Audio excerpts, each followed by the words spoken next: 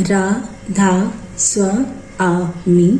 आज हम छोटी पोथी यानी रत्नांजलि से एक पाठ है, दर्शन दीजिए दीन दयाला। इसके नोटेशंस देखेंगे, सीखेंगे कि किस तरह से प्ले करना है।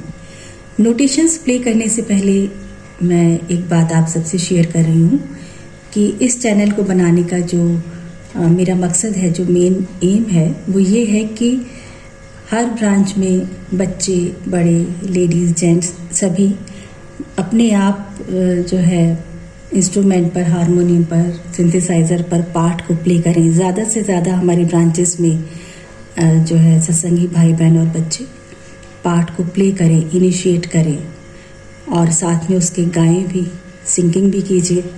नोटेशंस आपको मैं प्रोवाइड करा रही हूँ, साथ में मैं सिंगिंग भी करती हूँ। तो मुझे पूरी उम्मीद है कि ये चैनल आप लोगों के लिए काफ़ी हेल्पफुल और बेनिफिशियल रहेगा। तो चलिए शुरू करते हैं आज के पाठ, दर्शन दीजिए दीन दयाला, जो हमारे संत सद्गुरु हुजूर सरकार साहब के द्वारा रचित है। उन्हीं का मैं एक पाठ आज नोटेशंस में ले रही हूँ। ये जो पाठ मैंने दर्शन दीजिए दीन दयाला है, इसको मैंने, ये देखिए मेरे इंस्ट्रूमेंट का मंद्र सप्तक या लोअर ऑक्टेव है, उसके हिंदी सरगम के हिसाब से बात करें तो ये मंद्र सप्तक का धा शुद्ध है, लोअर ऑक्टेव का ये है। और यहाँ से मैं शुरू कर रही हूँ इस पाठ को। तो ये मंत्र सप्तक के धा शुद्ध से स्टार्ट हो रहा है और अगर इसको हम वेस्टर्न नोट्स पे लेते हैं तो ये ए शार्प से स्टार्ट हो रहा है, लोअर ऑक्टेव के। पहले मैं थोड़ा सा एक लाइन इसकी, एक दो लाइन प्ले कर रही हूँ, इसका मुखड़ा यानी कोरस, उसके बाद कंप्लीट पार्ट प्ले करेंगे।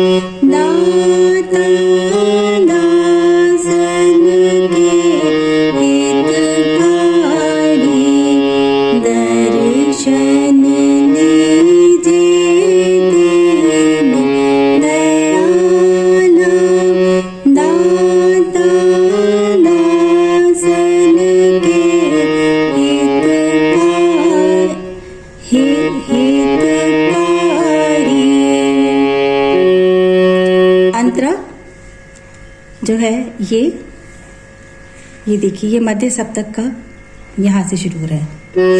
माशुद्ध जब ते चरण शरण तुम लीनी, मन बुद्धि सूरत होए नवनीनी। तुमरी कृपा घट में चीनी, हो गई जीवन सुफल हमारी। मैं हूँ बाल अनाड़ी प्यारे, तुम हो नाता अपर अपारे।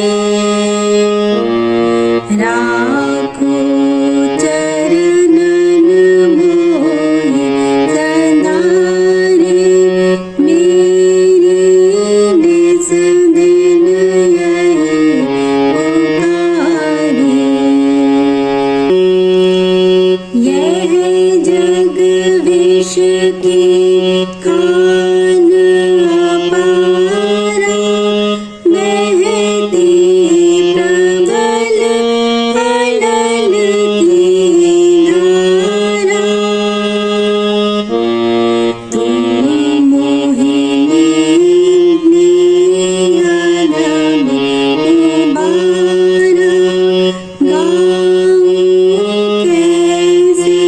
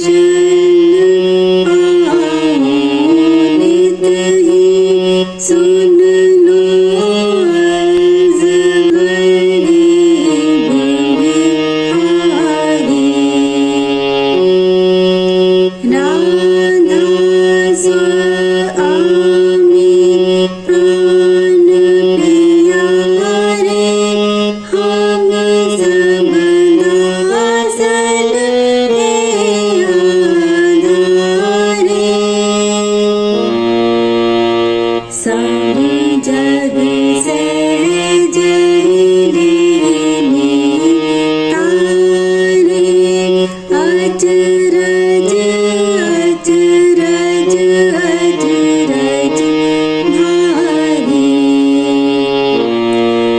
हमको सहज लीने तारी लीला अचरज अगम अपारी दर्शन दीजे दयाला दाता दासन के हितकारी। मैंने ये पाठ दर्शन दीजिए दीन दयाला पूरा कंप्लीट मैंने प्ले किया है। इसके नोटेशंस को समझने में अगर आपको कहीं कोई प्रॉब्लम आती है, समझ में नहीं आता है, तो कमेंट बॉक्स में प्लीज़ कमेंट ज़रूर किया करें।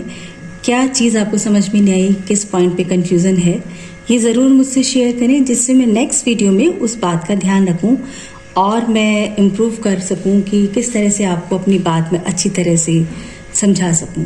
इस बार पाठ की नोटेशंस मैंने हिंदी में लिखे हैं, यानी कि हिंदी की सरगम लिखी है, और इसको थोड़ा सा इंस्ट्रूमेंट पे भी मैं क्लियर कर देती हूँ जिससे कोई कन्फ्यूज़न ना हो, क्योंकि प्रीवियस वीडियोस में मैंने वेस्टर्न नोट्स CDEF इसके अकॉर्डिंग लिखी थी।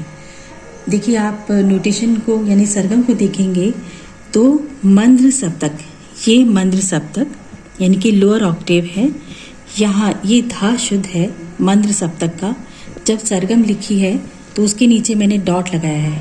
जो बिल्कुल बिगनर हैं, जो पहली बार नोटेशंस हिंदी के नोटेशंस देख रहे हैं और इसके अकॉर्डिंग प्ले करेंगे, उनको ये बताना बहुत ज़रूरी है कि मंद्र सप्तक है, फिर ये मध्य सप्तक है, आगे का तार सप्तक, ये तीव्र सप्तक कहलाता है।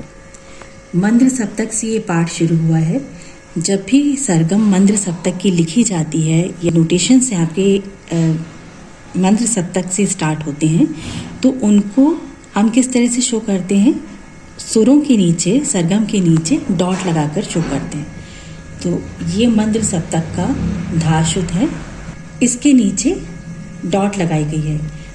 अब यहाँ से शुरू होकर ये मध्य सप्तक पर आया है।